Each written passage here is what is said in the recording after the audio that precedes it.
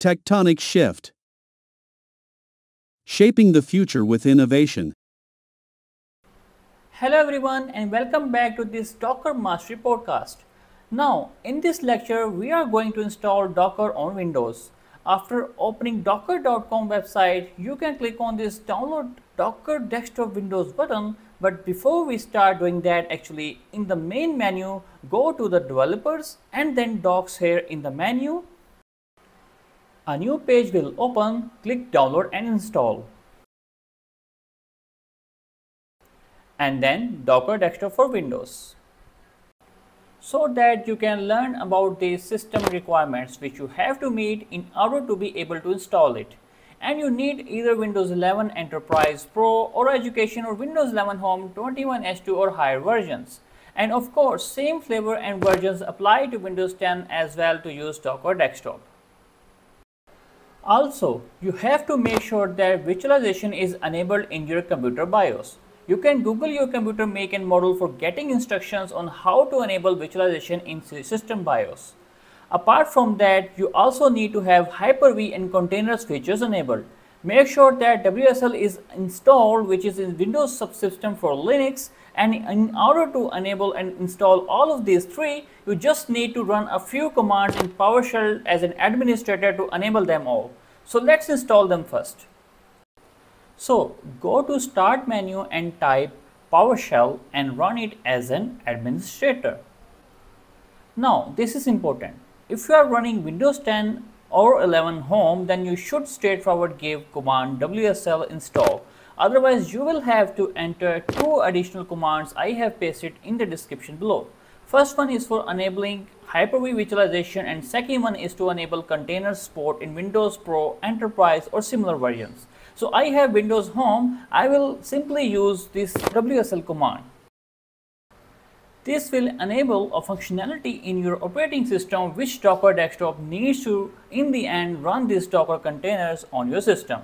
So make sure you enable this before installing Docker desktop in Windows. So that will then be the Linux operating system running inside of your Windows system. In addition to Windows, of course, it does not replace Windows, it just runs in addition.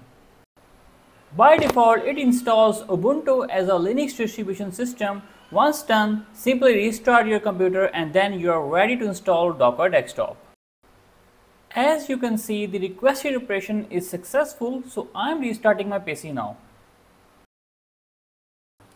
So finally, last but not least, make sure that you also must meet the hardware requirements mentioned here.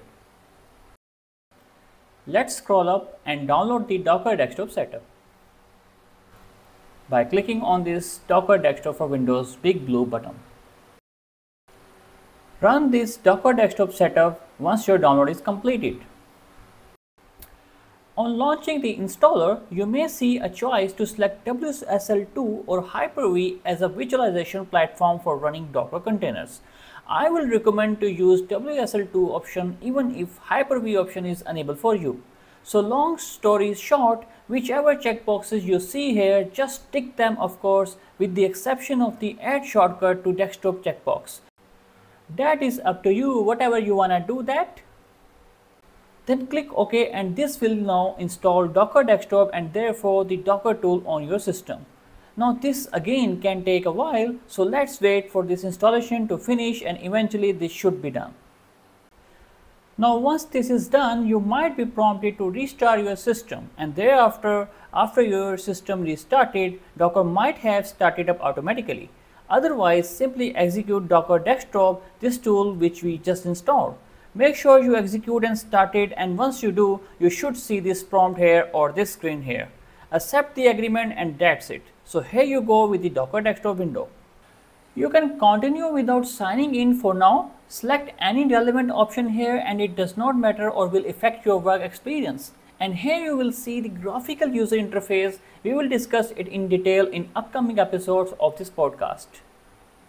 You can now open up your regular command prompt. You don't need to run it as administrator, and there you should be able to enter Docker like this, and you should not get an error but instead a list of commands you could use, and that proves that it works and that Docker was installed successfully. and we are soon going to use it for more useful commands than just this dummy command, but that's now the setup we need. We can now click on this gear icon to open settings, and here you can control whether Docker Desktop should start up automatically when your system starts or not. It's up to you. If you are running Windows Professional or Enterprise, you will also have an option to use Hyper-V virtualization instead of WSL2, which is not recommended though for Docker containers, so leave these settings as default. Finally, you also should have that whale in your system tray here, which proves that Docker is up and running. Here you can also always dive into the settings of Docker if you need to configure something, though for the most part you shouldn't need to do too much here. However, you should ensure that Docker is always up and running if you plan on working with it. That is it regarding Docker setup. Stay tuned for exciting episodes coming up next under this Docker Mastery podcast. Until then, bye bye.